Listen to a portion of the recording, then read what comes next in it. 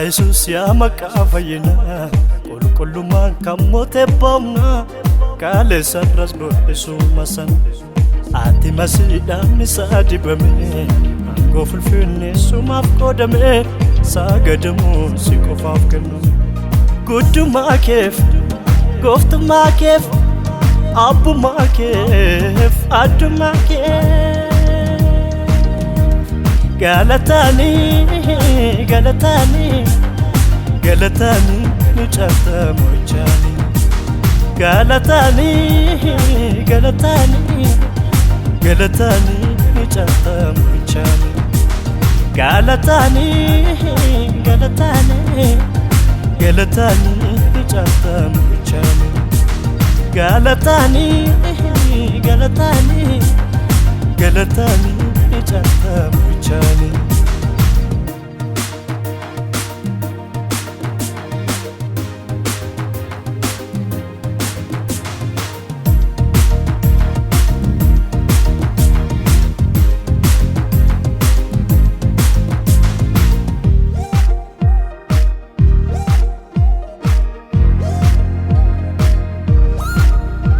Wantimi siri ba'efi goftaku si waaqessuufi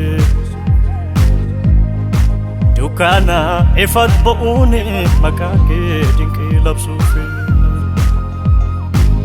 fayyina koo faarsan ibsaa fayyina koo nan sirba salphina koo fayyina koo faarsan ibsaa fayyina koo nan sirba salphina koo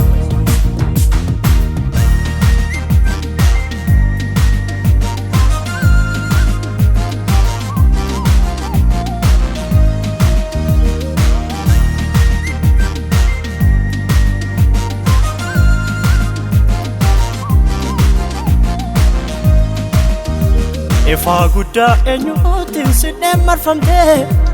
abidda xabu godhuun fuula kee golgattee yeroo manni dinaadhaa icharreebamu kan kee ijoolleen gosheene dhagaan sooramu ulfaadhu malee Yesus jaalallee mallattoo cufaa sana waan of gammalee eenyuun si malee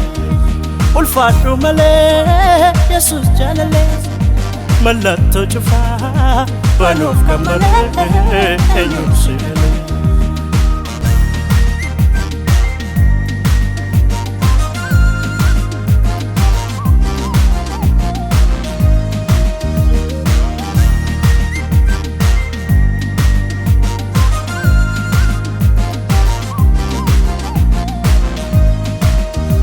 Waaqota kana taakuu keetiin safartaa Aboof aangoo kenduume sootarra deemta namoogummaa ittiin si madaaluun qabu wanta barbaadde goota homtuu sirrabu ulfaadhu malee Yesus jaalallee mallattoo cufaa sana waan of gammalee eenyuun si malee ulfaadhu malee Yesus jaalallee mallattoo cufaa waan of gammalee eenyuun si malee